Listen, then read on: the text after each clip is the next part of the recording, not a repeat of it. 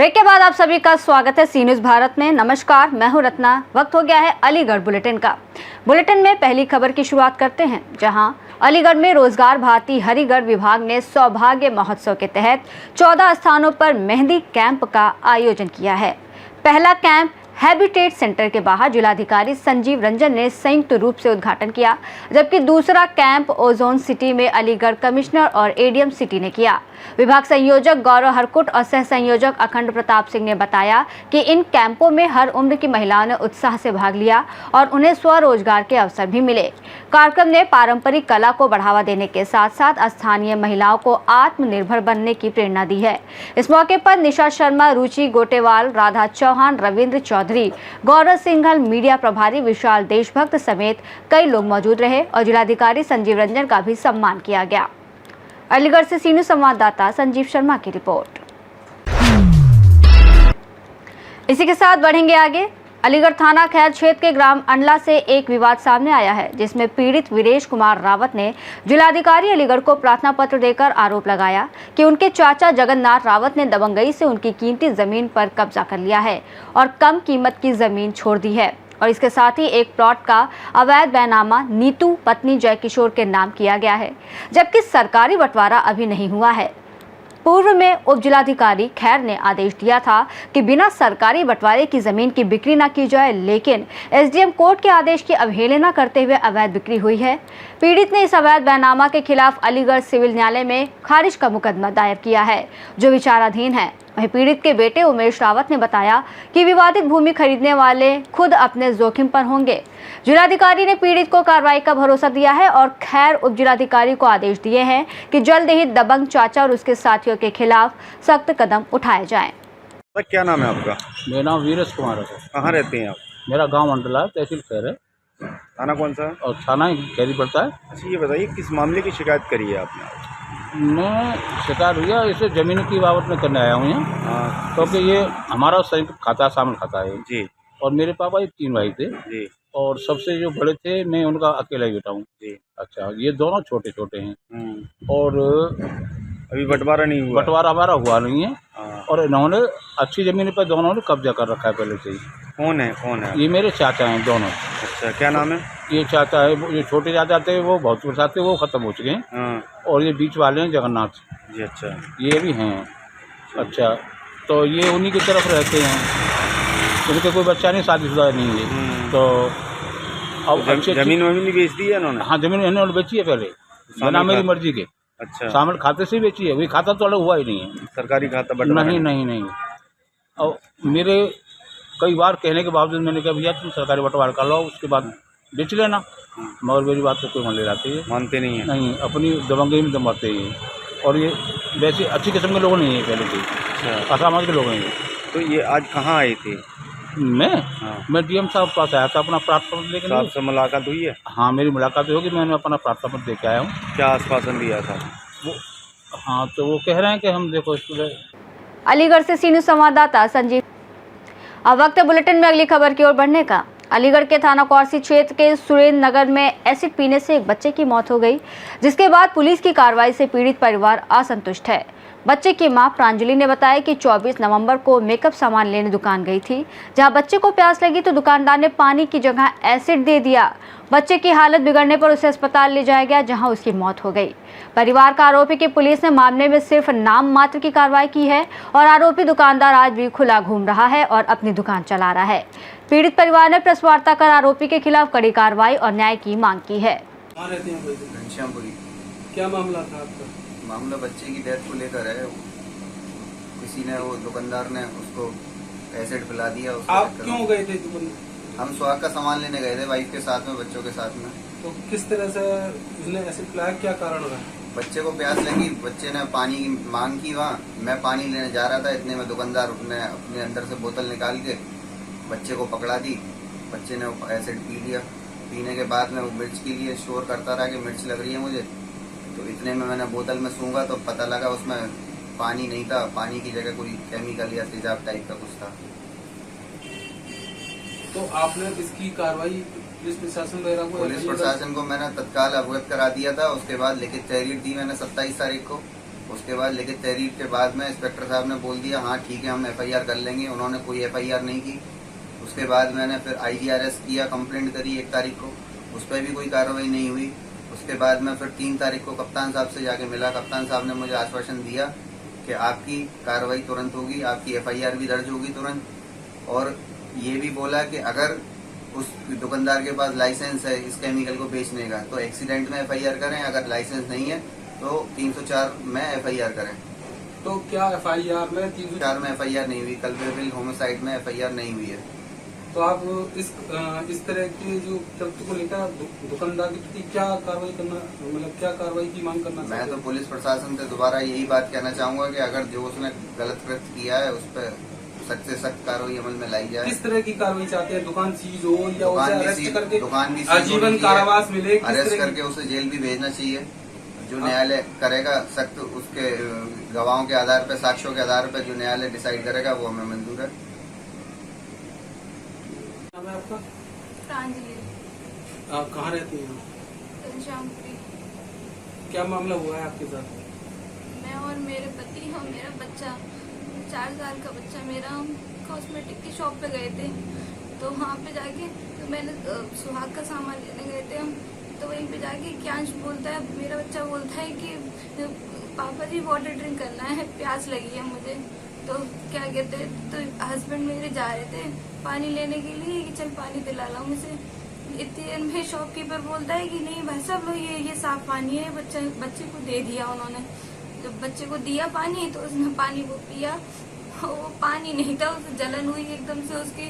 बोला मम्मा जी मिर्ची लगी, मिर्ची लगी, मिर्ची लगी। वो एकदम से बच्चा मेरे दुपट्टे से उसने अपनी जीभ ऐसे साफ करी और बोला कि मम्मा जी मिर्ची लग रही है, मिर्ची लग रही है। इतनी देर में फिर हस्बैंड ने फिर चेक कराया, उन्होंने देखा है कि अरे कैसे क्या है इसमें। तो फिर देखा तो उसमें एसिड की सी स्मेल आ रही थी एकदम से। और उनके हाथ में से लेके शॉपकीपर भागा हो रहा है। फिर मैंने बाद में उससे पूछा, मैंने भैया बता दे तूने क्या दिया है मेरे बच्चे को। तो बोला कुछ नहीं पहले तो बोतल लेके भाग गया था शॉपकीपर? बोतल लेके भाग गया था शॉपकीपर। बोतल लेके हस्बैंड के हाथ में से बोतल लेके और एकदम तेजी से भाग गया है। और फिर मैंने उससे पूछा भी है, मैंने भैया बता दे मैंने कि तूने क्या दिया है मेरे बच्चे को कि उसकी गर्दन एकदम से टेढ़ी होगी मेरे हाथ पे ही मेरा बच्चा।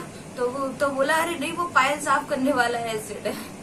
उसने एसिड मेरे बच्चे को क्यों दिया, पता नहीं क्या दुश्मनी निकाली, किसके कहने पे निकाली नहीं पता। क्या आप तो बच्चे को डॉक्टर वगैरह को दिखाया? डॉक्टर के पास लेके गए, डॉक्टर ICU में लेके गए, लेकिन उसके क्या? बाद नहीं रहा मेरा बच्चा, नहीं रहा। बच्चे की डेथ हो गई? हाँ मेरा तो बच्चा नहीं क्या रहा। क्या शॉपकीपर के खिलाफ आपने FIR या पुलिस प्रशासन को अवगत कराया? यहाँ पे आए भी थे पुलिस वाले कि हाँ हम करेंगे, उसको ये होगा वो होगा, फालतू की वो सब चीजें। लेकिन अभी FIR दर्ज हो चुकी है? FIR हुई है, लेकिन जिसमें हम चाहते थे उसमें नहीं हुई उसकी FIR दर्ज। जो उसको सजा मिलनी चाहिए थी वो एसिड उसने क्यों रख रखा था वहाँ पे, किसके लिए रख रखा था? मेरे बच्चे के लिए जहर रख रखा था उसने। थिनर हल्ला मच रहा है, थिनर नहीं था वो एसिड था, वो थिनर नहीं था, वो थिनर नहीं था। तो आप किस तरह की कार्रवाई चाहते हैं शॉपकीपर के खिलाफ? उसके खिलाफ सख्त से सख्त कार्रवाई होनी चाहिए। उसकी दुकान सीज होनी चाहिए। उसने वो एसिड रखा कैसे वहाँ पे, मेरे बच्चे को दिया कैसे उसने एसिड? क्या अभी तक शॉपकीपर को गिरफ्तार किया गया है या उसका कानूनी कार्रवाई हुई? नहीं उसको कोई गिरफ्तार नहीं करा गया। वो फ्री घूम रहा है, मस्त घूम रहा है वो। लेकिन मुझे जब दिखेगा वो, अगर कोई नहीं करेगा कार्रवाई तो मुझे दिखेगा वो, मैं उसे मार दूंगी। मैं अब बता रही हूँ, सबको बता रही हूँ, मैं मार दूंगी उसे। मुझे जहाँ दिखेगा वहाँ मैं उसे जिंदा ही। मेरे बच्चे ने मेरे हाथ में दम तोड़ा है। क्या आप पुलिस प्रशासन से क्या कहना चाहते हैं जिससे कि आपको न्याय मिले? या तो जो उसके खिलाफ बनती है कार्रवाई वो उसके खिलाफ सही कार्रवाई करें, अदरवाइज उसको जीवन कारावास का कार्रवाई हो। किस तरीके की आपके बच्चे की डेथ हाँ हो चुकी है? बिल्कुल उसके खिलाफ कारावास हो जीवन भर का। अलीगढ़ से सीनियर संवाददाता संजीव शर्मा की रिपोर्ट। इसी के साथ रुक करेंगे अगली खबर की ओर, जहां अलीगढ़ के थाना देहली गेट इलाके में भाजपा अल्पसंख्यक नेता राशिद पर एसिड अटैक की घटना हुई है। घायल राशिद को पुलिस ने सूचना मिलने पर जैन मेडिकल कॉलेज में भर्ती कराया है। राशिद के भाई अशरफ अली ने बताया कि राशिद और उसके ससुराली जनों के बीच पिछले कुछ सालों से विवाद चल रहा था और गुरुवार देर शाम राशिद स्कूटी से कहीं जा रहा था और तभी उसके ममिया ससुर मुनव्वर ने उस पर एसिड अटैक कर दिया और फरार हो गया। पुलिस ने सीसीटीवी फुटेज और घायल के बयान के आधार पर आरोपी को हिरासत में लेकर जांच शुरू कर दी है। Ashraf Ali, medical road. ये जो घायल है कौन है? मेरे बड़े भाई क्या नाम है इनका? राशिद, पिताजी का? अब्दुल अहद, ये राशिद भाई कहाँ के रहने वाले हैं? शाहजहां रोड अवर। क्या घटना हुई है सर? सर जितना मुझे पता है कि ये पता लगा कि नई ईदगाह के पीछे इसके ऊपर एसिड अटैक कर दिया गया। कौन लोग थे जो एसिड अटैक कर रहा है? अभी जो उसने भी बताया, राशिद ने भी, वही मैं बता रहा हूँ कि उसका कोई मम्मी ससुर है, मुनव्वर के नाम से, उन्होंने ये अटैक कराया। तो इनके ससुराल में विवाद चल रहा था? हाँ, उसके ससुराल से कोई टेंशन थी। इस बात को लेकर कितने समय से? सर किस बात को तो वो अपनी खुद पर्सनल है, उसकी बात वही बता पाएगा, लेकिन समय तकरीबन 15 साल की तो हमें भी मालूम, 15-16 साल के आसपास। शादी को भी तकरीबन सर मैं समझता हूँ 20-22 साल के आसपास हो गया होगा। हाँ, 2 बच्चे हैं, 2 बेटे हैं। करते क्या है ये? ब्राइड का काम है उसका जी। तो जानकारी मिल रही कि भाजपा से भी जुड़े हुए हैं? हाँ, भाजपा से जुड़े हुए हैं। किस संगठन से? ये शायद से अल्पसंख्यक से जुड़े हुए हैं। भाजपा से? जी तो ये दिव्यांग भी है क्या? जी, ये पोलियो से विकलांग, पैर से विकलांग है। तो ये घटना कहाँ की थी जहाँ एसिड अटैक हुआ? नई ईदगाह के पीछे सर। जी ये इस मामले में पुलिस क्या कार्रवाई कर रही है? सर अब तो वहाँ जाकर ही पता लगेगा पुलिस क्या कार्रवाई कर रही है। यहाँ पर तो उन्होंने जो भी था पुलिस की अपने वेरिफिकेशन थे वो उन्होंने करे। अभी तक पुलिस ने अभी तक किसी को गिरफ्तार करा है? हाँ, सुनने में आ रहा है सर, पूरा मैं आपको बता नहीं पाऊंगा क्योंकि मैं जब से घटना हुई है मैं मेडिकल पे हूँ। कहाँ पे चल रहा है? JN medical college. कितना घायल हुए हैं? सर एक हाथ तो तकरीबन पूरे घायल है, बाकी जिस्म पे थोड़ा थोड़ा बूंद आई है क्योंकि ठंड का मौसम था तो डबल कपड़े पहने हुए थे, तो एसिड ने कपड़े पे कवर कर लिया। डॉक्टर से बात हुई? कैसी कंडीशन बता रहे? डॉक्टर से अभी थोड़ा ट्रीटमेंट में लगा हुए हैं, उनसे मेरी बात नहीं हुई है क्योंकि वो बिजी चल रहे हैं। अलीगढ़ से सी न्यूज़ संवाददाता संजीव शर्मा की रिपोर्ट।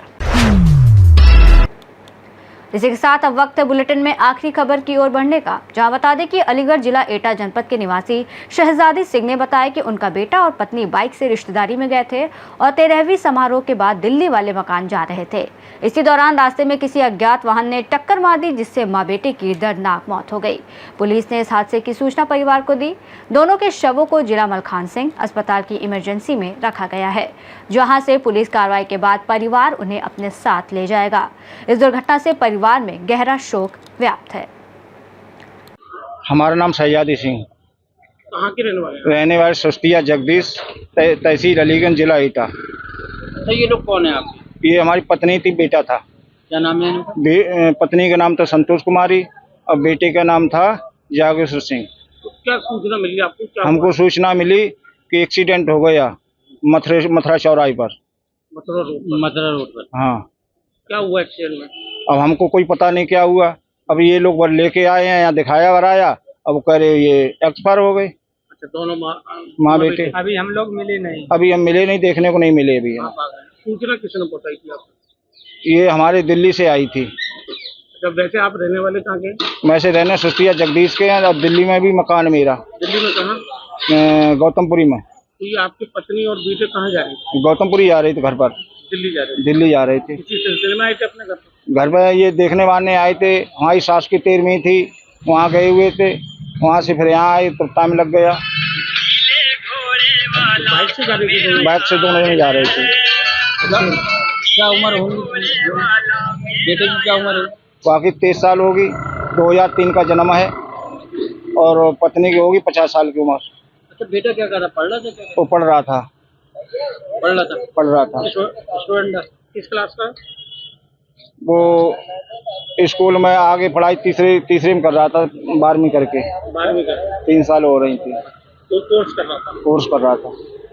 आपका बिजनेस क्या है? हमारा बिजनेस कोई नहीं, ठेली लगा लेते हैं दिल्ली में, और यहाँ गांव में देखते हैं। टोटल आपके कितने बच्चे? हमारे बच्चे हैं 3, 2, 5। ये कौन से नंबर का था? ये पहला नंबर का था। सबसे बड़ा था? एक बेटी बड़ी थी, उसके बाद बेटा था। ये शादी उसके लिए किसी की शादी हुई? बड़ी बेटी की शादी हो गई, इसकी होने थी। इनकी होने वाली थी? हाँ, अभी हुई नहीं? अभी नहीं हुई थी। ये कर नहीं रहा था, ये कह बहन की शादी करूंगा पहले। बहन की करती थी? करेंगे। अभी इस समय कहाँ पर आए आप? अब कौन हम? अभी तो गांव से आए मैं। कहाँ पर खड़े हैं आप? अभी अलीगढ़ मलखान सिंह हॉस्पिटल में। अलीगढ़ से सी न्यूज़ संवाददाता संजीव शर्मा। इसी के साथ अलीगढ़ बुलेटिन में बस इतना ही। देश और दुनिया की तमाम बड़ी खबरों के लिए आप देखते रहिए सी न्यूज़ भारत।